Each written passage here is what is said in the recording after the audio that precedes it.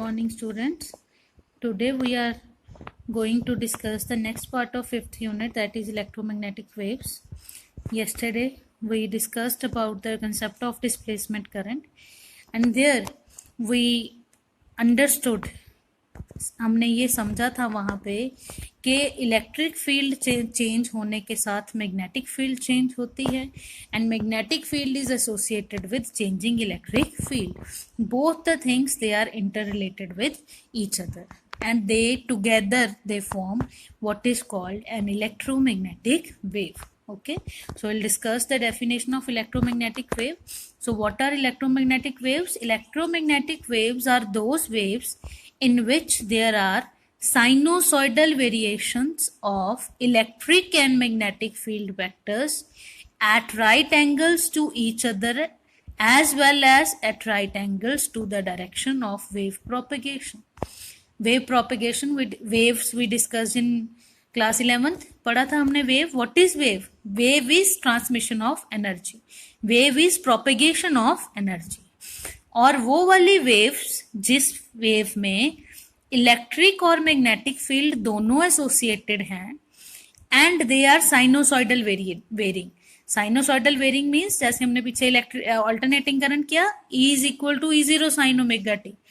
Electric field भी ऐसी है और मैग्नेटिक फील्ड भी ऐसी है, B is equal to B0 sine omega T.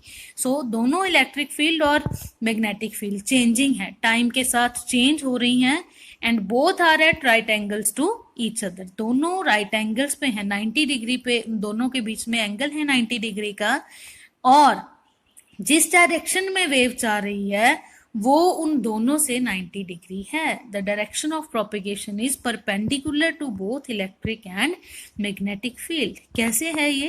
Late us see. So ऐसे है electromagnetic wave. As you can see यहाँ पे इलेक्ट्रिक और मैग्नेटिक फील्ड वेक्टर्स दिखाए गए हैं. Along the black arrow you can C, black arrow जिधर को जा रहा है उस डायरेक्शन में वेव आगे बढ़ रही है, that is the direction of propagation of wave.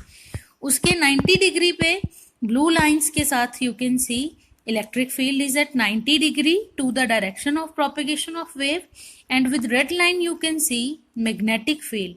Magnetic field is at 90 degree, वो इलेक्ट्रिक फील्ड के ब्लू लाइन के भी 90 डिग्री पे है, as well as to the black line also it is at 90 degree. So electromagnetic wave में both electric and magnetic fields are perpendicular to each other, plus they are perpendicular to direction of propagation of wave. और electric and magnetic field दोनों ही change हो रहे हैं. कैसे change हो रहे हैं? They are changing as a sine wave. Okay, so sinusoidal variations of electric and magnetic field perpendicular to each other as well as to the direction of propagation of wave. So this is the electromagnetic wave as you can see. Okay, so ये electromagnetic wave है. अब electromagnetic wave के बारे में कुछ और points. Electromagnetic waves क्या है? इलेक्ट्रोमैग्नेटिक वेव वो वेव है जिसमें इलेक्ट्रिसिटी भी है और मैग्नेटिज्म भी है. चैप्टर 1 और 2 में हमने इलेक्ट्रिसिटी पढ़ी, 3 में हमने, थर्ड यूनिट में हमने मैग्नेटिज्म पढ़ा, फोर्थ में ये पढ़ा कि मैग्नेटिज्म चेंज हो, मैग्नेटिक फ्लक्स चेंज होने के कारण करंट इंड्यूस हो रहा है. तो अब यहाँ पे मैक्सवेल ने ये प्रूव किया कि इलेक्ट्रिक फील्ड चेंज होने के कारण भी करंट प्रोड्यूस होता है. सो जब करंट है तो मैग्नेटिक फील्ड है. So electromagnetic waves are the waves in which both electricity and magnetism are present. They are the waves which are coupled time varying electric and magnetic fields that propagate in space. Space में coupled both electric and magnetic field together time varying electric and magnetic field से propagate कर रही हैं, उन्हें हम electromagnetic waves कहते हैं. Next point is waves associated with electricity and magnetism, and as they are waves so they will propagate in the space. किसी भी तरह से these are different kind of concept के कैसे भी हम इस चीज को ले सकते हैं. ठीक है.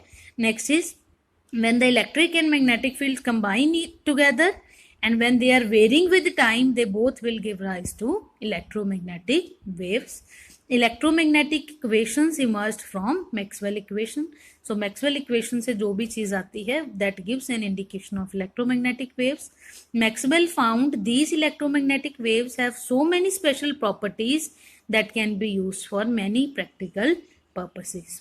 और finally एक टाइम वेरिंग इलेक्ट्रिक फील्ड है प्लस एक टाइम वेरिंग मैग्नेटिक फील्ड है. टाइम के साथ चेंज हो रही इलेक्ट्रिक फील्ड प्लस टाइम के साथ चेंज हो रही मैग्नेटिक फील्ड, दे दोनों को ऐड कर दिया तो क्या बन गया? It gives rise to an electromagnetic wave. Okay, so this is what is electromagnetic wave. So here again you can see कि अगर वेव प्रोपेगेट कर रही है वाई एक्सिस के अलोंग, वेव प्रोपेगेट कर रही है वाई एक्सिस के अलोंग, मैग्नेटिक फील्ड होगी एक्स एक्सिस के along and electric field will be along the Z axis. 3 coordinate axis पढ़ते हैं हम, they X Y and Z, तीनों एक दूसरे से 90 डिग्री पे होते हैं.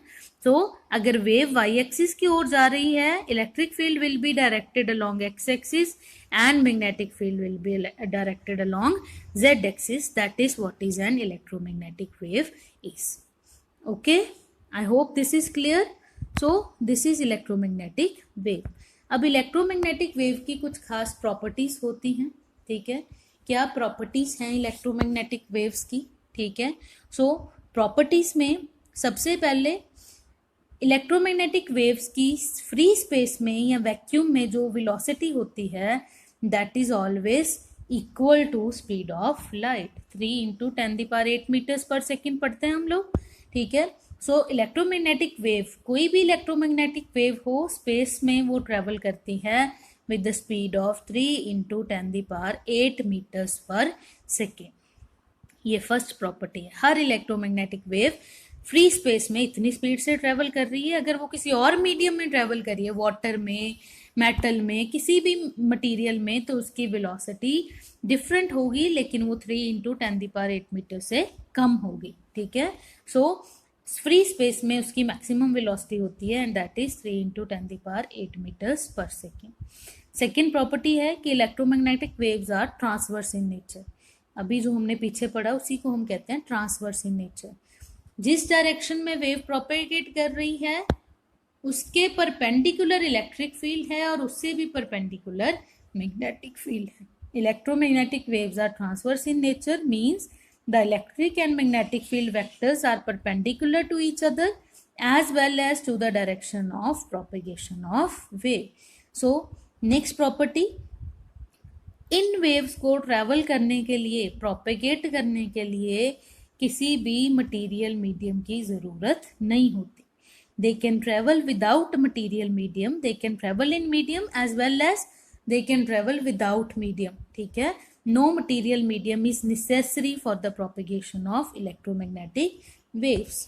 Okay, next is this electromagnetic wave, energy की प्रोपेगेशन है wave, so they carry energy as well as momentum. Electromagnetic waves carry energy as well as momentum. जो टोटल एनर्जी होती है इलेक्ट्रोमैग्नेटिक वेव की, the total energy stored per unit volume in an electromagnetic wave is partially carried by electric field and partially by magnetic field. Okay, so total energy का आधा हिस्सा जो है वो इलेक्ट्रिक फील्ड में रहता है and half of the energy density lies in the magnetic field of the electromagnetic wave. Okay, B²/2 μ0 होती है मैग्नेटिक फील्ड में एंड हाफ ऑफ ε0 T² होती है इलेक्ट्रिक फील्ड में. Total is half of ε0 T² plus B²/2 μ0. Okay, so वो total energy होती है. Next is electromagnetic waves, क्योंकि उसके पास एनर्जी भी है, मोमेंटम भी है. ठीक है, it has some energy, it has some momentum, so they always exert pressure. ठीक है, इलेक्ट्रोमैग्नेटिक वेव्स प्रेशर एक्सर्ट करती हैं and that pressure is known as the radiation pressure.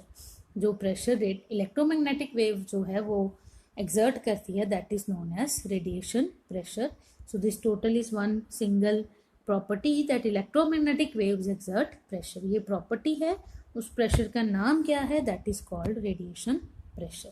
Okay, फिर electromagnetic waves they show the property of reflection, refraction, interference and diffraction. ये हम next unit में पढ़ेंगे, lower classes में आप लोगों ने पढ़ रखा है.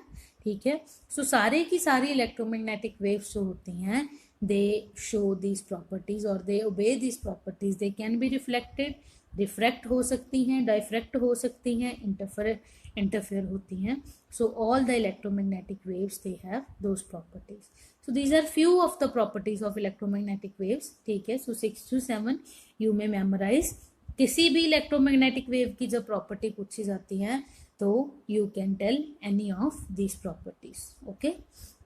नेक्स्ट आ जाता है हमारे पास इलेक्ट्रोमैग्नेटिक स्पेक्ट्रम.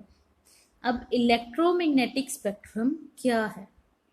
जो टोटल इलेक्ट्रोमैग्नेटिक वेव्स हैं, जो स्पेस में टोटल इलेक्ट्रोमैग्नेटिक वेव्स एग्जिस्ट करती हैं, हमने पीछे पढ़ा था वेव की एक वेवलेंथ होती है, वेव की एक फ्रीक्वेंसी होती है. So all the waves they have a particular frequency. जब हम जितनी वेव्स, जो ट्रांसवर्स वेव्स, इलेक्ट्रोमैग्नेटिक वेव्स हैं स्पेस में, जब हम उन सारी वेव्स को एक ऑर्डर में रख देते हैं तो that is called electromagnetic spectrum.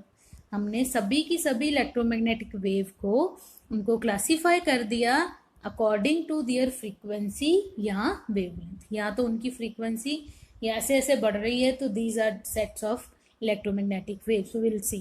ठीक है. तो हम उसे कहते हैं electromagnetic spectrum. Okay. So based on wavelength या फ्रीक्वेंसी, कुछ भी हो सकता है. Electromagnetic waves are classified into different categories. This classification is known as electromagnetic spectrum. इस क्लासिफिकेशन को हम इलेक्ट्रोमैग्नेटिक स्पेक्ट्रम कहते हैं. तो क्या है उनकी क्लासिफिकेशन, कैसे हमने उन्हें रखा हुआ है? जैसे जैसे उनकी जो वेवलेंथ है कम होती है, डिसेंडिंग ऑर्डर ऑफ वेवलेंथ में हमने रखा है. सबसे पहले हमारे पास आती हैं रेडियो वेव्स. ओके. फिर आती हैं microwaves, infrared waves, visible light, ultraviolet rays, X rays and gamma rays. So 7 categories में हमने जो है इलेक्ट्रोमैग्नेटिक वेव्स को 7 कैटेगरीज में रख दिया. तो this is called electromagnetic spectrum. ठीक है. इलेक्ट्रोमैग्नेटिक स्पेक्ट्रम की अगर डेफिनेशन है तो what is definition? The classification of electromagnetic waves according to increasing or decreasing order of their wavelength or frequency is called electromagnetic spectrum. The electromagnetic spectrum consists of following 7 parts. ठीक है. ये हमने wavelength के accordingly classify किया कि radio wave सबसे ऊपर है, सबसे ज़्यादा वेवलेंथ है उनकी. उसके बाद फिर आते हैं हमारे पास माइक्रोवेव्स, फिर इंफ्रारेड, फिर विजिबल लाइट, फिर अल्ट्रावायलेट, फिर एक्स रेज और उसके लास्ट में आते हैं हमारे पास गैमा रेज. फ्रीक्वेंसी के उसमें रखेंगे तो उल्टा हो जाएगा. ऐसे हम रेडियो से गैमा तक जा रहे हैं, वेवलेंथ डिक्रीज हो रही है, फ्रीक्वेंसी इंक्रीज हो रही है. गैमा से रेडियो तक जाएंगे, वेवलेंथ इंक्रीज होगी, फ्रीक्वेंसी डिक्रीज होगी. ठीक है. सो this is called electromagnetic spectrum. ठीक है. इसे याद रखने के लिए हम एक जो है उसका एक वो बना हुआ है, एक जस्ट टीजर, जिससे हम याद रख सकते हैं कि फर्स्ट लेटर ले ली हमने. रेडियो की R, माइक्रो का M, इंफ्रारेड का I, विजिबल का V, अल्ट्रावायलेट का U, एक्सरे का X एंड G का गैमा रे का G. ठीक है. तो उसे हम कैसे याद रख सकते हैं? टीजर क्या है? Red man in violet uniform X gun. ठीक है. So red man in violet uniform X gun. इससे हमें याद रह जाता है कि रेडियो, उसके बाद man stand for micro, infrared, visible, ultraviolet, X rays and gamma rays. So just the way to remember the electromagnetic spectrum. Okay. So here is the picture of electromagnetic spectrum. ठीक है. आप देख सकते हो left side पे frequency है. ठीक है. सो फ्रीक्वेंसी नीचे से ऊपर को बढ़ रही है, वेवलेंथ ऊपर से नीचे को जो है फ्रीक्वेंसी, यू कैन सी कि फ्रीक्वेंसी जो है that is decreasing and wavelength that is increasing. ठीक है. सो ऊपर से नीचे को. ठीक है. सो फ्रीक्वेंसी जो है वो डिक्रीज हो रही है, वेवलेंथ इंक्रीज हो रही है. सो सबसे ज्यादा फ्रीक्वेंसी की जो वेव्स हैं वो कौन सी हैं? गैमा रेज हैं. उनकी फ्रीक्वेंसी मैक्सिमम है, वेवलेंथ सबसे कम है. और रेडियो वेव्स जो हैं उनकी फ्रीक्वेंसी सबसे कम है, वेवलेंथ सबसे ज्यादा है. So gamma rays, X rays, ultraviolet, नीचे से ऊपर को जाए तो radio waves, microwaves. Radio waves के आगे डिफरेंट कैटेगरीज हैं, long radio waves, AM radio waves, FM radio waves. Radio waves वो पार्ट होता है इलेक्ट्रोमैग्नेटिक स्पेक्ट्रम का जिससे हम टेलीविजन देखते हैं, कम्युनिकेशन में यूज होता है। तो उसके डिफरेंट आगे पार्ट्स हैं, वो रेडियो वेव्स में आते हैं, फिर माइक्रोवेव्स, फिर इंफ्रारेड, फिर विजिबल रेंज। और विजिबल रेंज को ये साइड पे दिखाया हुआ है, विजिबल रेंज विब ग्योर हम पढ़ते हैं लोअर क्लासेस से। सो 7 कलर्स ऑफ जो हम रेनबो या स्पेक्ट्रम करते हैं, सो वो सारे टोटल जो हैं वो विजिबल रेंज में आते हैं। ठीक है, उनकी रेंज बताई गई है 400 नैनोमीटर टू 700 नैनोमीटर तक अप्रोक्सीमेटली दे रिमेन। उसके बाद अल्ट्रावायलेट आ जाता है, X ray and then the gamma rays. Okay, so this is called electromagnetic spectrum. Now हम इन सबको अलग अलग जो है वो देख लेते हैं। ठीक है, इनकी क्या प्रॉपर्टीज़ हैं इलेक्ट्रोमैग्नेटिक स्पेक्ट्रम की, और क्या इसका वो है यूजेस जो है। प्रॉपर्टीज तो सेम ही है जो हमने पीछे कर ली प्रॉपर्टीज, वो सब की, वो इलेक्ट्रोमैग्नेटिक वेव्स की प्रॉपर्टीज हैं, वो इन सब की प्रॉपर्टीज हैं। ठीक है, क्या कैसे प्रोड्यूस हो रही हैं, क्या उनकी रेंज है और कहाँ यूज होती हैं, that we will see one by one. सबसे पहले radio waves. So radio waves जो है कब प्रोड्यूस होती हैं, जब जो चार्जेस हैं, when the charges they accelerate.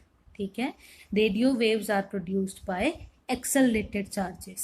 Accelerated charges जो हैं दे प्रोड्यूस रेडियो वेव्स। ठीक है, उनकी वेवलेंथ जो है 0.1 मीटर से ऊपर रहती है। ठीक है, सो इलेक्ट्रोमैग्नेटिक स्पेक्ट्रम में सबसे बड़ी वेवलेंथ की जो वेव्स हैं they are radio waves. Frequency जो है वो 500 हर्ट्ज टू 1000 हर्ट्ज होती है। ठीक है, सो फ्रीक्वेंसी रेंज है। ठीक है, एप्लीकेशंस कहाँ हैं रेडियो वेव्स की, radio and television communication system में।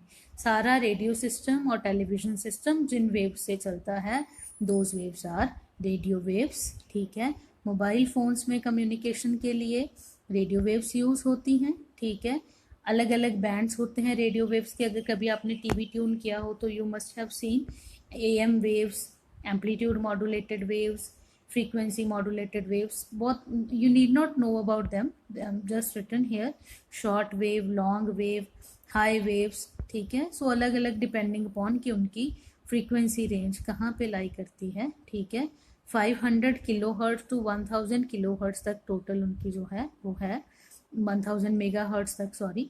ठीक है, सो उसके अकॉर्डिंगली उन्हें क्लासीफाई किया गया है। ठीक है, so according to the band, जो वो एनर्जी बैंड जो कैरी करते हैं, that we will see in the last unit communication. शायद अब तो वो है नहीं सिलेबस में। Okay, so you need not worry about this, इसे ज़्यादा डिटेल में करने की ज़रूरत नहीं है। ठीक है, you need to know what are the properties and application. So radio waves mainly use होते हैं कम्युनिकेशन में, radio communication, television communication, satellite communication, mobile phone communication. Okay, next आ जाती है माइक्रोवेव्स। सो माइक्रोवेव्स जो हैं शॉर्ट वेवलेंथ रेडियो वेव्स हैं, 1 millimetre to 1 metre तक उनकी जो है वो रहती है वेवलेंथ रेंज। ठीक है, प्रोड्यूस कैसे होती हैं, स्पेशल ट्यूब्स होते हैं, स्पेशल डिवाइसेस होते हैं, you will study it in the higher classes if you go for physics। Klystrons, magnetrons, gun diodes, ये स्पेशल डिवाइसेस होते हैं जिनमें ये वेव्स जो हैं वो प्रोड्यूस होती हैं, माइक्रोवेव्स। ठीक है, सो कहाँ यूज़ होती हैं, सबसे बड़ी यूज़ माइक्रोवेव्स की होती है माइक्रोवेव अवन में। ठीक है, टू कुक द फूड। ठीक है, सो माइक्रोवेव में यूज़ होती हैं माइक्रोवेव्स। उसके बाद रडार सिस्टम में यूज़ होती हैं। ठीक है, सो ये रडार सिस्टम जो है वो क्या है, radar technology, that is radio detection and ranging. ठीक है, ये रेडियो डिटेक्शन एंड रेंजिंग जो है, रडार जो है वो मिलिट्री में यूज होती है। एयर ट्रैफिक कंट्रोल इसके साथ होता है। ठीक है, एयर में जो ट्रैफिक है, planes are moving, helicopters are moving.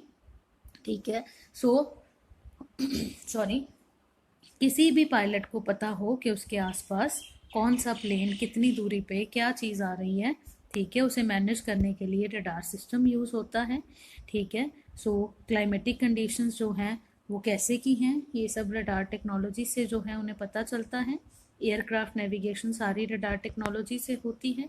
ठीक है, स्पीड डिटेक्शन जो है, ठीक है, कितनी व्हीकल्स की स्पीड है आजकल, जैसे इन फॉरेन कंट्रीज रोड्स के ऊपर ही अगर आप ओवर स्पीड कर रहे हो तो डायरेक्टली आपका चालान जो है वो आपके घर पहुंच जाता है कि यू ओवर स्पीड। ठीक है, तो वो कैसे उन्हें पता चलता है कि इस गाड़ी ने इस रोड पे इतना ओवर स्पीड किया, तो वहाँ पे भी रडार टेक्नोलॉजी यूज़ होती है स्पीड ऑफ व्हीकल्स के लिए, मिलिट्री पर्पसेस के लिए, कि एनिमीज़ के जो हैं टैंक्स कहाँ हैं, या एनिमीज़ के जो हैं प्लेन्स कहाँ हैं, उन सब चीज़ों के लिए, वेपन्स कहाँ हैं, उसके लिए भी रडार टेक्निक यूज़ होती है। सैटेलाइट ट्रैकिंग में भी जो है radar technology use होती है. So these are all the applications of microwaves. Microwaves are used in military purpose for radar. They are used in air traffic control for radar using radar technology. They are used in satellite tracking. They are used in speed detection. They are used in microwave ovens. ठीक है, सो ये microwaves हैं. Next आ जाती हैं infrared रे. Infrared जो है वो हीट वेव्स भी कहा जाता है उन्हें. ठीक है, उनकी वेवलेंथ जो है माइक्रोवेव्स और रेडियो वेव्स दोनों से कम होती है, 1 millimetre to 700 nanometre, and they readily get absorb by water molecules. ठीक है, यूज़ होती हैं इंफ्रारेड लैम्प्स आती हैं, इंफ्रारेड डिटेक्टर्स आते हैं. ठीक है, एलईडी रिमोट स्विचेस में आता है ग्रीन हाउस इफेक्ट. इन सब चीज़ों में इंफ्रारेड वेव्स यूज़ होती हैं. ठीक है, क्या for example fire gives out both visible light and infrared waves. कोई भी फायर है उसमें विजिबल लाइट भी निकलती है और इंफ्रारेड वेव्स भी निकलती हैं. विजिबल लाइट हमें उसका कलर दिखता है, विजिबल लाइट है. Infrareds we are not able to see, they can not be detected by our eye. ठीक है, सो ह्यूमन बॉडी से भी इंफ्रारेड वेव्स जनरेट होती हैं. ठीक है, कुछ स्पेशल ग्लासेस होते हैं जो इंफ्रारेड डिटेक्टर उनमें लगे होते हैं, तो they can detect, they can view infrared waves. ठीक है, they are use to heat food material. ठीक है, फूड को हीट करने के लिए भी यूज होते हैं.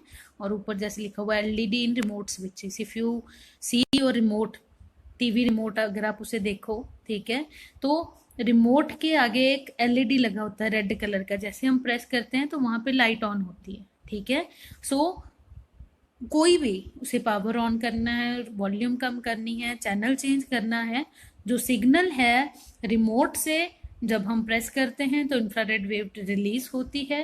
टीवी पे एक जो है डिटेक्टर लगा हुआ है जो उसे डिटेक्ट करता है एंड इट फंक्शंस अकॉर्डिंगली. ठीक है, सो उन्हें हम इंफ्रारेड वेव्स जो है वो कहते हैं. Visible light is the next one. ठीक है, जो मोस्ट कॉमन है, जो लाइट वेव हमें नजर आ रही हैं, जो whatever colour we are seeing, whatever light we are able to see, that is the common form of electromagnetic wave. Frequency range उनकी 400 nanometre to 700 nanometre, sorry wavelength range इतनी होती है, and frequency range is 4 × 10⁻14 hertz to 7 × 10⁻14 hertz. उनकी क्या है application, कि जो कुछ भी हमारे पास है वो हम देख सकते हैं, it is because of visible light. ठीक है, लाइट आई, लाइट वहाँ से रिफ्लेक्ट हुई, that will be doing in the next unit. ठीक है, तो we are able to see the objects only because of visible light. Sun से जो हमें लाइट मिलती है mostly it is in the form of visible light. Okay, next is ultraviolet waves. Ultraviolet waves जो हैं फिर विजिबल लाइट से भी कम वेवलेंथ होती है, जहाँ हाई फ्रीक्वेंसी इनकी होती है. ठीक है, सो वेवलेंथ जो है 400 नैनोमीटर टू 0.6 नैनोमीटर तक जो है इनकी रहती है. ठीक है, हॉट बॉडीज सन से आती हैं अल्ट्रावायलेट रेस, या फिर कुछ स्पेशल बॉडी, स्पेशल लैम्प्स होती हैं जो हॉट हाई टेम्परेचर पे अल्ट्रावायलेट वेव्स जो हैं उन्हें प्रोड्यूस करती हैं. ठीक है, they have harmful effect on humans. हम कहते हैं सनस्क्रीन्स जो हम यूज़ करते हैं, यूवी उस पर लिखा होता है कितना, SPF 30+. ठीक है, सो जो अल्ट्रावायलेट रेस हैं they are harmful for human body. ठीक है, तो स्किन कैंसर भी कॉज करती हैं वो. ठीक है, so they are use to kill germs in water purifiers. ठीक है, जब यूवी रेस हमारी स्किन पे फॉल करती हैं तो वहाँ पे एक पिगमेंट बनता है मेलानिन, जिसके कारण जो पिगमेंटेशन है हमारी स्किन की हो जाती है, टैनिंग हो जाती है, that is due to ultraviolet rays. ठीक है, और अगर बहुत ज़्यादा एक्सपोजर हो तो it can also cause skin cancer. So they are use mainly in water purifiers to kill germs, and they are use in laser assisted eye surgery. Laser surgery आजकल सुना है, आँख की लेजर सर्जरी होनी है. ठीक है, सो क्योंकि उनकी वेवलेंथ छोटी है, ठीक है, सो एक बहुत फाइन बीम में दे कैन बी कन्वर्टेड इनटू, ठीक है, और उससे जो है आई की लेज़र सर्जरी में ये यूज़ होती हैं। एक्सरेज आ जाती हैं, एक्सरेज वी ऑल नो, ठीक है। सो जब एक बहुत हाई एनर्जी इलेक्ट्रॉन्स हैं, will study them in detail in 8th unit, बहुत हाई एनर्जी इलेक्ट्रॉन होता है, इलेक्ट्रॉन बहुत हाई स्पीड पे आ रहा है और आके वो किसी मेटल के साथ स्ट्राइक करता है, तो व्हाट इज प्रोड्यूसेस एक्सरेज, ठीक है। उनकी वेवलेंथ जो है, उनकी वेवलेंथ सबसे कम गैमा रेज से ज़्यादा होती है, अल्ट्रावायलेट से भी कम होती है, हाई एनर्जी वेव्स होती हैं, ठीक है। सो क्योंकि उनकी जो वेवलेंथ है वो बहुत कम है, इसलिए they go deep into our body का एक्सरे होता है ना, ठीक है। सो एक्सरे जो हैं वो पेनिट्रेट करती हैं हमारी स्किन पे और जाके वो बोन्स के साथ स्ट्राइक करती हैं, रिफ्लेक्ट होती हैं, इम्प्रेशन बनाती हैं उनका, ठीक है। So it is used in diagnosis of what is this our body diagnosis, ठीक है। कोई फ्रैक्चर है, कोई कुछ है, सब चीज़ों को जानने के लिए एक्सरे जो है वो यूज़ होती हैं। सो डायग्नोस्टिक टूल है X rays, bones look darker and lighter area is skin, ठीक है। So you all must have seen X rays. So bone की एक प्रॉपर जो है पिक्चर आ जाती है हमारे पास, ठीक है, वो एक्सरेज के साथ होता है। बेसिकली जो टेक्निक होती है वो एक्सरे होता है, वो जो हमें मिलता है वो जो है वो एक्सरे की द्वारा फोटोग्राफ किया हुआ जो है वो हमें एक फोटोग्राफ मिलता, ठीक है। So it is used in medical diagnosis of our body, ठीक है। कैंसर ट्रीटमेंट में भी ये यूज़ होती हैं एक्सरेज, ठीक है। सो कैंसर में अनवांटेड ग्रोथ हो जाती है सेल्स की, तो उन्हें रोकने के लिए, ठीक है, जो एक्सरेज हैं वो भेजी जाती हैं, ठीक है। सो वो उन सेल्स को डैमेज कर देती हैं, डिस्ट्रॉय कर देती हैं, ठीक है। सो वहाँ पे भी एक्सरेज जो है कैंसर ट्रीटमेंट में यूज़ होती हैं। उसके अलावा इंडस्ट्री में, ठीक है, इंडस्ट्री में, बिल्डिंग्स में कहीं पे कोई क्रैक तो नहीं, कहीं पे कोई होल तो नहीं, मेटल शीट्स, बड़ी बड़ी मेटल शीट्स हैं, उनमें कहीं पे कोई होल तो नहीं रह गई, कहीं पे कोई क्रैक तो नहीं है। सिमिलरली बिल्डिंग्स हैं, बड़ी बड़ी बिल्डिंग्स हैं, उनमें अब हर जगह ऐसे तो डिटेक्ट हो नहीं सकता। So X rays they are use to detect cracks और होल्स, ठीक है। सो इंडस्ट्री में भी और इंजीनियरिंग में, दोनों में यूज़ होती हैं। गैमा रेज सबसे लास्ट आती हैं, सबसे लोवेस्ट वेवलेंथ की जो है रेस रेडिएशंस या हाई फ्रीक्वेंसी, हाईएस्ट फ्रीक्वेंसी की जो रेडिएशंस हैं दे आर गैमा रेज, ठीक है। वो जो है वो न्यूक्लियर रिएक्शंस में प्रोड्यूस होती हैं, will be doing them in unit 8, ठीक है। सो वहाँ पे न्यूक्लियर रिएक्शंस में प्रोड्यूस होती हैं, ठीक है। वेवलेंथ बहुत कम होती है उनकी, ठीक है। So these are also used in treatment of cancer, ठीक है।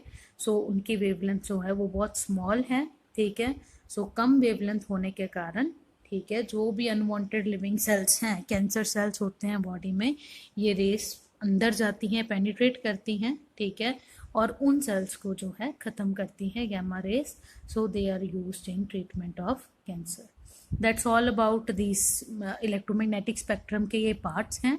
सो आपको सबकी प्रॉपर्टी सेम ही है जो इलेक्ट्रोमैग्नेटिक वेव्स की थी, सबकी आपको वो याद रखनी है कि सबकी एप्लीकेशंस जो हैं वो क्या हैं। नेक्स्ट जो हमने इंफ्रारेड का एक किया था कि इंफ्रारेड वेव्स की जो एक उनका एप्लीकेशन है वो ग्रीन हाउस इफेक्ट है। तो वो green house effect in brief क्या होता है? ग्रीन हाउस इफेक्ट जो है वो एक फिनोमेना है जिसके कारण जो सोलर रेडिएशंस जो हैं वो आ जाती हैं लेकिन अर्थ सरफेस से स्ट्राइक करके वापस नहीं जाती, ठीक है। सो अर्थ का टेम्परेचर बढ़ रहा है due to green house effect, ठीक है। क्या होता है कि सन से रेडिएशंस आई, ठीक है, सन से radiations I mostly in the form of visible light, ठीक है। जब वो अर्थ सरफेस पे आके टकराती हैं, ठीक है, तो जो ऑब्जेक्ट्स हैं वो हीट अप हो जाते हैं, ठीक है। सन से लाइट आ रही है, वो बहुत हाई एनर्जी की रेडिएशंस हैं, आके जब वो स्ट्राइक करती हैं तो दे हीट द ऑब्जेक्ट्स, ओके। सो जो हीट है सारी उस रेस में, उससे उसके साथ ऑब्जेक्ट जो है वो क्या हो जाता है, हॉट हो जाता है, हीट अप हो जाता है, ठीक है। फिर वो हॉट ऑब्जेक्ट दोबारा से रेडिएशन एमिट करता है, ठीक है। जो रेडिएशंस हॉट ऑब्जेक्ट एमिट करता है these are called infrared waves, वो इंफ्रारेड वेव्स होती हैं, ठीक है।